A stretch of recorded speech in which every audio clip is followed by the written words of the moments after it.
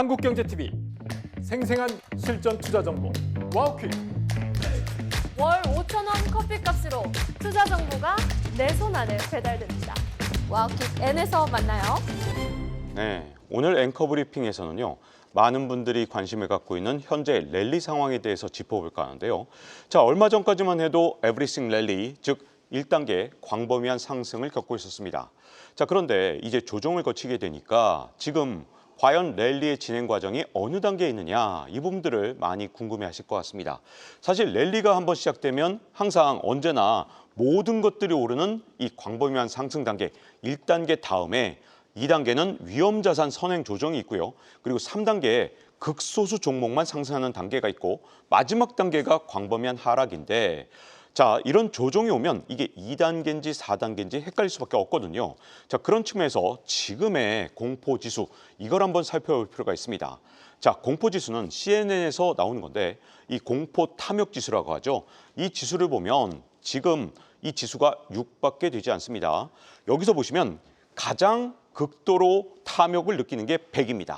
그리고 가장 극도로 공포를 느끼는 게 0인데 6이라는 건 아주 시장이 현재 상황을 걱정하고 있는 상태다, 이렇게 볼 수 있는 거거든요.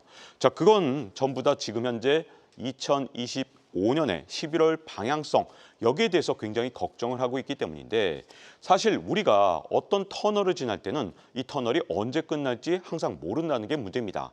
그래서 지금 단계가 그냥 2단계에 항상 있었던 위험자산의 선행 조정일 수도 있거든요. 그렇게 되면 3단계에 이제 소수 종목이 아주 급등을 하는 그런 단계를 앞두고 있을 수도 있는데, 근데 이렇게 터널을 지날 때 항상 우리가 모르는 건 언제든 4단계 광범위한 하락 단계로 접어들 수도 있다는 겁니다. 자, 그걸 알아보려면 우리가 굉장히 중요한 게 있습니다. 바로 금리, 그리고 인플레이션. 이게 진짜 중요하거든요. 자, 4단계 광범위한 하락의 신호, 지금까지 수많은 하락들이 있었을 때 항상 금리나 인플레 쪽 어느 쪽이든 문제가 생겼는데, 자, 금리 같은 경우는 여러분 이 기준금리 인상, 이게 항상 문제가 됐었거든요. 그런데 이번에 연준이 적어도 기준금리를 인상하지 않을 것이다, 여기까지는 공감대가 있지 않습니까? 그러다 보니까 시장금리가 오르는 게 문제거든요. 자, 그러면 시장금리는 뭐냐? 일반적으로 10년물 국채금리가 굉장히 중요하고요. 그리고 이것과 달리 이번에는 AI 기업들이 워낙 많은 돈을 빌렸기 때문에 AI 기업들의 혹시라도 이 시장금리, 빌리는 대출금리가 올라가는 것도 나중에 신호가 될 수 있습니다. 자, 그리고 인플레도 문제인데 일반적으로 3%를 넘을 때 이때부터 경계심을 가져야 되는데 무조건 전년 대비 물가 상승률이 3%다. 이것 때문에 이 랠리가 끝나는 건 아니고요. 방향성이 훨씬 더 중요합니다. 3%를 넘어서 계속해서 오른다. 이 상황에서 물가를 잡으려고 별짓을 다 했는데 그럼에도 불구하고 물가가 오른다. 이런 경우에 보통 랠리가 끝나거든요. 그래서 아직까지는 4단계 이 광범위한 하락의 신호가 나타났다고 징후가 나타나지 않기 때문에 2단계일 가능성이 현재로서는 굉장히 높습니다. 하지만 11월에 주가가 불안한 데는 여기에도 큰 이유가 있는 거죠. 자, 11월 증시의 급락 주요 원인을 살펴보면 사실은 불확실성이 가장 큰 겁니다. 왜 불확실성이 커졌냐? 사실 미국 정부가 셧다운이 없었다면 이렇게까지 불확실성이 커지지 않았을 겁니다. 그런데 셧다운 때문에 큰 문제들이 생겼죠.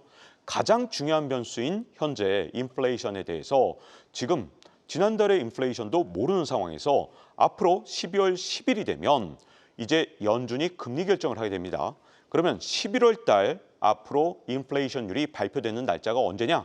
또 하필이면 동일하게 10일이 될 가능성이 굉장히 크거든요. 자, 그러면 오후에 연준이 금리 결정을 하는데 오전에 미국의 물가 지표가 발표된다. 그렇게 되면 자, 12월 10일까지 굉장히 투자자들이 걱정할 수밖에 없는 게 동전 던지기식으로 금리 결정이 되는 게 아니냐, 이런 걱정이 있거든요. 왜 그러냐? 지금 50대 50인 거죠.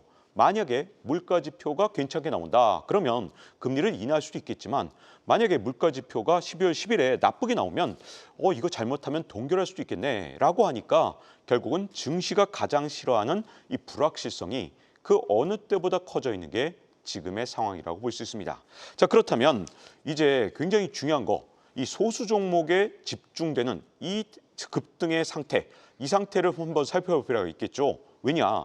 혹시라도 우리가 아직도 2단계에 있으면서 일시적인 위험자산 조정 단계라면 이때는 항상 이렇게 가장 많이 올랐던 자산, 비트코인 같은 자산부터 떨어지면서 이렇게 하나씩 다 떨어져 본 다음에 그 다음에 이제 소수의 특정 종목만 오르는 그런 소수 종목 랠리 현상이 일어나는데 여러분 이런 단계로 혹시라도 접어들게 되면 가장 큰 문제가 뭐냐면 4개에서 5개 종목 이렇게 주가에서는 아주 특정 종목만 오르게 되고요. 비트코인이나 금 이 둘 다가 오르는 게 아니라 이제 앞으로는 그중에 살아남는 자산은 1개 이하가 될 가능성이 굉장히 큽니다. 자, 그리고 나머지 종목들은 어떻게 될 거냐? 마지막 랠리에서는 항상 이렇게 오르는 종목만 오르고 나머지들이 소외되는 경우가 굉장히 많기 때문에 이게 앞으로 가장 도전적인 과제가 될 겁니다. 자, 그리고 가장 큰 문제가 있죠. AI 종목 내에서도 격차가 확대될 가능성이 굉장히 큽니다. 자, 소수 종목 랠리에서는 같은 AI라 하더라도 이제 차별적인 그 차별화 현상이 일어날 수밖에 없는데 자, AI를 주도했던 엔비디아 이것뿐만이 아니죠. 이 엔비디아뿐만 아니라 여러 가지 AI 인프라를 만드는 산업들인데 그게 바로 메모리 반도체라든가 아니면 에너지 관련 산업들이 될 수 있습니다. 그리고 이 앞으로 계속해서 AI 산업을 주도할 것은 결국은 소프트웨어 업체이기 때문에 구글이라든가 아니면 아마존 이런 업체들이 또 미래를 주도할 수도 있거든요. 과연 어느 쪽이 종목이 주도할지는 앞으로 이제 혹시라도 2단계가 끝나고 3단계로 접어들어야 알 수 있기 때문에 이번에 만약에 2단계라면 앞으로는 소수 종목 랠리에 대해서도 대비를 해둘 필요가 있다고 생각되고요. 자, 이렇게 소수 종목 랠리의 특징은 뭐냐? 오르는 종목만 아주 대폭 오르고 나머지 종목들이 항상 오르지 않는다는 이런 점을 약간은 준비하셔야 되고요. 항상 이 현상이 오기 전에 변동성이 굉장히 큽니다. 예를 들어서 1999년에 엄청난 랠리가 오기 전에 가을에 무슨 일이 있었냐면 주가가 S&P 500 지수 중심으로 20% 가까이 떨어졌습니다. 그리고 나서 소수 종목 랠리가 있었기 때문에 변동성에 대해서도 버틸 수 있는지 그 부분에 대해서도 우리가 점검을 할 필요가 있을 것 같습니다. 자, 이렇게 오늘의 앵커 브리핑에서는요. 과연 우리가 어느 단계에 있는지 한번 점검할 수 있는 그런 기회를 가져봤고요. 그리고 이걸 통해서 우리가 미래를 준비할 수 있는 기회를 한번 얘기해 봤습니다. 자, 앵커 브리핑 마치겠습니다.